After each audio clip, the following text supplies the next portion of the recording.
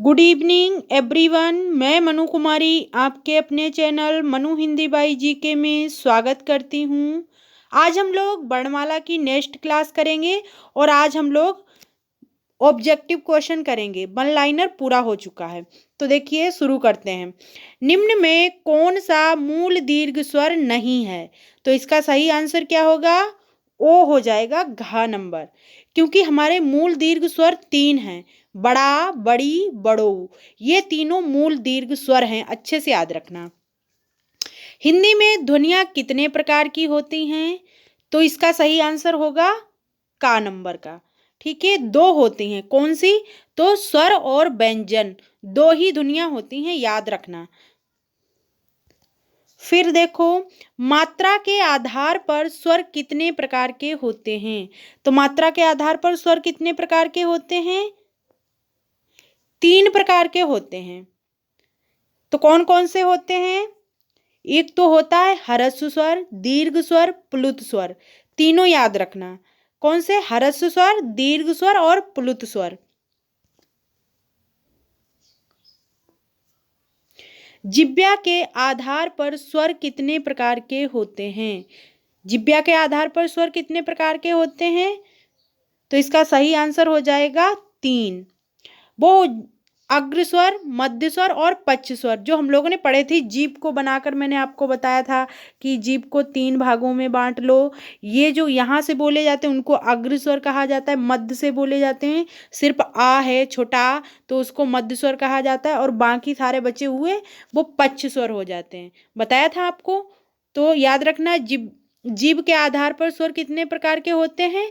तो 3 प्रकार के होते हैं।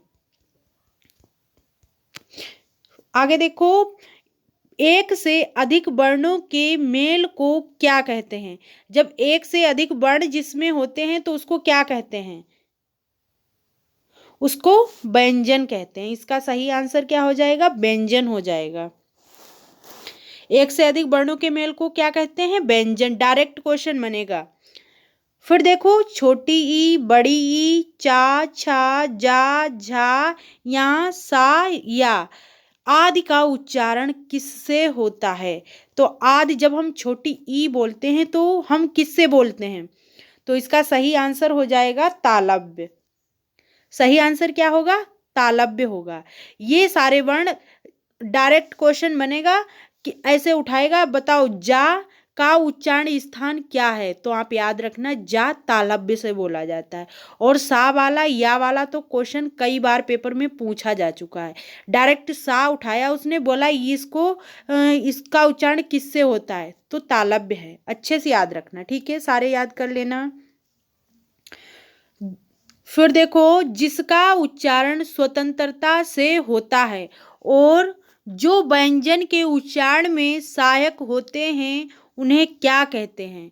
यानी जिनका उच्चारण स्वतंत्र से होता है, स्वतंत्रता से, जिसको बोलने के लिए किसी की जरूरत नहीं होती। जैसे हम लोगों ने शुरू में पढ़ा था ना कि स्वर जो होते हैं वो किसी की सहायता की जरूरत नहीं होती है, स्वर सिर्फ अकेले होते हैं, और व्यंजन को बोलने के लिए स्वर की आवश्यकता होती है। तो इसका सही आंसर क्या होगा? इसका सही आंसर क्या होगा? देखो फिर से एक बार रिपीट करो, जिनका उच्चारण स्वतंत्रता से होता है और जो व्यंजन के उच्चारण में सहायक होते हैं उन्हें क्या कहते हैं? तो इसका सही आंसर हो जाएगा स्वर होते हैं। स्वर हैं जो व्यंजन के उच्चारण में सहायक होते हैं। जैसे हमने तोड़ा, जैसे जा तोड़ा, तो जा अलग, जा में हलंत लगा दिया तो आ अलग हो गया। ठीक है, तो अच्छे से याद रखना। फिर है, निम्न में दीर्घ स्वर नहीं है। तो दीर्घ स्वर कौन सा नहीं है? अभी हम लोगों ने पढ़ा है कि दीर्घ स्वर कौन कौन से हैं। दीर्घ स्वर पूछे या फिर मूल दीर्घ स्वर पूछे तो 3 ही हैं, यानी बड़ी ई, बड़ाऊ और बड़ा। और इसका सही आंसर क्या है? तो छोटी ई हो जाएगा, का नंबर का। ठीक है, ये मूल दीर्घ स्वर नहीं है, ये प्राकृतिक स्वर हैं। जैसे छोटा, छोटी, छोटो, इनको प्राकृतिक स्वर के नाम से भी जाना जाता है, तो याद रखना। अंतस्थ व्यंजन कौन सा है? तो अंतस्थ व्यंजन कितने हैं हम लोगों ने पढ़े थे ना, या, रा, ला, वा। तो कौन सा हमारा आंसर हो जाएगा? घा नंबर हो जाएगा। ये अंतस्थ व्यंजन है। ठीक है, चारों याद रखना, या, रा, ला, वा, ये अंतस्थ व्यंजन है चारों। निम्न में अल्प प्राण व्यंजन कौन सा है? तो अल्प प्राण व्यंजन कौन से होते हैं? हमने बताया था ना कि जैसे का वाली लाइन है और फिर चा वाली लाइन में है, तो इसका पहला, तीसरा, पांचवा वर्ण अल्प प्राण होता है, दूसरा और चौथा वर्ण महाप्राण होता है। तो यहाँ से छांटो कौन सा है अल्प प्राण वर्ण। तो देखो यहाँ से पहला वर्ण देखो हमारा घा नंबर का आंसर हो जाएगा ता। ये पहला अक्षर है ता, फिर इसके बाद था आता है तो वो महाप्राण में चला जाएगा। फिर पहला अक्षर ता, फिर दूसरा था हो जाएगा, वो तो महाप्राण में चला जाएगा। फिर दा है वो भी अल्प प्राण में आ जाएगा। फिर दा के बाद धा, वो भी महाप्राण में चला जाएगा, ना अल्प प्राण में चला जाएगा। फिर देखो निम्न में घोष वर्ण कौन सा है? घोष वर्ण और या चाहे घोष कहे या सघोष कहे। और देखो घोष या अघोष, तो घोष वर्ण वे होते हैं, देखो प्रत्येक जो का वाली लाइन है इसका पहला और दूसरा वर्ण अघोष होता है, और तीसरा, चौथा, पांचवा ये सघोष होते हैं। तो आप याद रखना सघोष कहे या फिर घोष कहे। तो बताओ घोष वर्ण कौन सा है? तो घोष वर्ण देखो घोष वही होगा जो तीसरा, चौथा, पांचवा होगा। देखो यहाँ से छांटो, यानी का वर्ण ये भी पहला है, टा वर्ण ये भी पहला है, तो ये तो अघोष है, चा ये भी अघोष है। ये हमारा सही आंसर क्या होगा? जा होगा। ये तीसरा वर्ण है, ठीक है। फिर देखो निम्न में ओष्ठ वर्ण कौन सा है, यानी ओठ के द्वारा कौन सा वर्ण बोला जाता है? तो देखो यहाँ से छोटा, बड़ा, छोटा और बड़ा ये तो कंठ व्यंजन है, हम लोग कंठ से बोलते हैं। और ये देखो फा, ये फा हम लोग ओठ से बोलते हैं, ठीक है, ये ओष्ठ में चला जाएगा। नहीं, ये पा जो है पा, फा, हाँ सॉरी, ये पा और पा वाली लाइन और छोटा ऊ बड़ा ऊ ये दोनों ओष्ठ में आएंगे, ठीक है। तो इसके दोनों आंसर सही हैं, याद रखना। पा वाली लाइन पा, फा, वा, भा और छोटा ऊ बड़ा ऊ ओ, आओ ये ओष्ठ में आते हैं, आप याद रखना। देखो आगे फिर है काकल्य वर्ण कौन सा है? देखो ये हमने कल बताया था ना, काकल्य वर्ण पूछे या फिर स्वर यंत्रमुखी वर्ण पूछे, ठीक है, तो इसका सही आंसर क्या हो जाएगा? हा हो जाएगा, ठीक है। फिर है या का उच्चारण स्थान क्या है? या का उच्चारण स्थान क्या है? या कहाँ से हम लोग बोलते हैं? तो या तालु से बोला जाता है। अभी हम लोगों ने पीछे पढ़ा है ना, या जो चा वाली लाइन है या और सा दोनों तालु से बोले जाते हैं इतने वर्ण।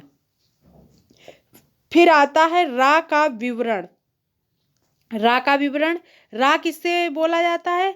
तो देखो रा, इसका सही आंसर हो जाएगा पहला वाला, यानी का नंबर का, यानी वर्तस्य भी रा को कहते हैं।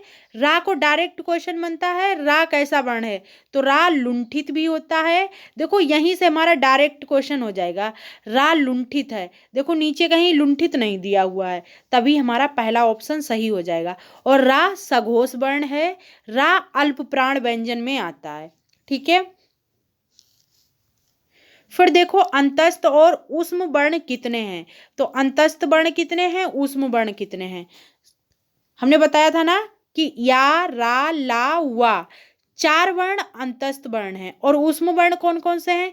तो छोटा सा, पेचिरो सा, बड़ा सलजम वाला सा और हा, ये 4 ऊष्म व्यंजन हैं। तो 4 अंतस्थ हो गए और 4 ऊष्म हो गए, तो 4 4 कितने हो गए? 8 हो गए। तो हमारा सही आंसर क्या हो जाएगा? 8 हो जाएगा। डायरेक्ट अगर पूछता अंतस्थ व्यंजन कितने हैं तो हमारा आंसर 4 हो जाता। सिर्फ ऊष्म पूछता तब भी हमारा आंसर 4 हो जाता। अगर इसने दोनों को मिलाकर पूछा तो हमारा 8 आंसर हो जाएगा। फिर देखो द्रग का वर्ण विच्छेद कीजिए। तो द्रग का वर्ण विच्छेद करना है। देखो यहाँ से हमको ये तोड़ के दिखाना है कि कैसे द्रग को हम विच्छेद कर सकते हैं। तो इसका सही आंसर क्या हो जाएगा? इसका सही आंसर का नंबर का हो जाएगा। देखो दा में से जैसे ही, वैसे तो हर अक्षर में आ होता है, लेकिन यहाँ पर दा में रीर है, ठीक है। तो दा को जैसे ही हलंत लगाया तो रीर अलग हो गया। फिर बाद में आता है गा, गा से जैसे ही हलंत लगाया तो आ अलग हो गया। पहला आंसर हमारा बिल्कुल सही है। देखो बाकी गलत है, ठीक है। फिर आता है सघोष वर्ण कौन सा है। अब सोचो सघोष पूछे या फिर घोष पूछे, और ठीक है तो बात एक ही है। और अघोष पूछे या सघोष पूछे, तो पता है अघोष वर्ण वे होते हैं, छोटा आ रहा है ऐसे याद रखो, छोटा आ रहा है, अघोष पूछ रहा है, तो पहला दूसरा हर लाइन का पहला दूसरा वर्ण अघोष है, ठीक है। और सघोष पूछता है या घोष, तो ये तीसरा चौथा पांचवा वर्ण होगा। तो यहाँ पे ढूंढो, देखो सघोष पूछ रहा है ना, तो यहाँ पे देखो जो तीसरा और चौथा पांचवें नंबर पे आएगा वही वर्ण हमारा आंसर होगा। तो देखो चा तो पहला वर्ण है और था भी पहला है, ता के बाद था दूसरा है, तो यहाँ पे देखो पा भी पहला है, तो ये तो नहीं हो सकते। तो आंसर हमारा सही होगा गा नंबर का, बा हो जाएगा हमारा आंसर, अच्छे से याद रखना। फिर देखो ऊष्म व्यंजन कौन सा है, तो ऊष्म व्यंजन कौन सा है। ऊष्म व्यंजन अभी हम लोगों ने पढ़े थे ना कौन कौन से हैं, तो छोटा सा, बड़ा सा, पेचिरो सा और हा, चार ऊष्म व्यंजन है। तो इसका सही आंसर क्या होगा, खा नंबर का हमारा सही आंसर हो जाएगा, ठीक है। फिर देखो टा वर्ग में नहीं आता, ऐसे भी क्वेश्चन पूछ लेगा, ऐसे पूछ लेगा का वर्ग में नहीं आता या फिर चा वर्ग में नहीं आता। तो देखो कौन सा टा वर्ग का नहीं है, तो देखो टा के बाद ठा, ये तो सही है, ठा भी आता है, डा भी आता है और ढा भी आता है। अच्छा दो एक जगह से, ठीक है। तो इसका सही आंसर क्या हो जाएगा, इसका सही आंसर हो जाएगा दा नंबर, ठीक है, आप पहचान लेना, ठीक है। आज के लिए हम लोग 20 क्वेश्चन ही करेंगे, ठीक है। लास्ट में मोटिवेशन है, मनुष्य के दिमाग में दो घोड़े दौड़ते हैं, एक तो निगेटिव दूसरा पॉजिटिव, जिसको ज़्यादा खुराक दी जाए वही जीतता है। मतलब हम अगर हमेशा निगेटिव सोचेंगे कि हमारा सिलेक्शन नहीं होगा नहीं होगा, तो फिर वही होगा, ठीक है। अगर हम लोग पॉजिटिव सोचेंगे कि हमारा सिलेक्शन होगा और होकर ही रहेगा, तो 100% है कि हमारा सिलेक्शन होकर ही रहेगा, ठीक है। तो इसलिए हमें अच्छे से पढ़ना है और मान के चलना है कि हमारा सिलेक्शन 100% होकर ही रहेगा, तो हमारा सिलेक्शन होकर ही रहेगा, ठीक है। अब हम मिलेंगे नेक्स्ट वीडियो में। जय हिंद जय भारत।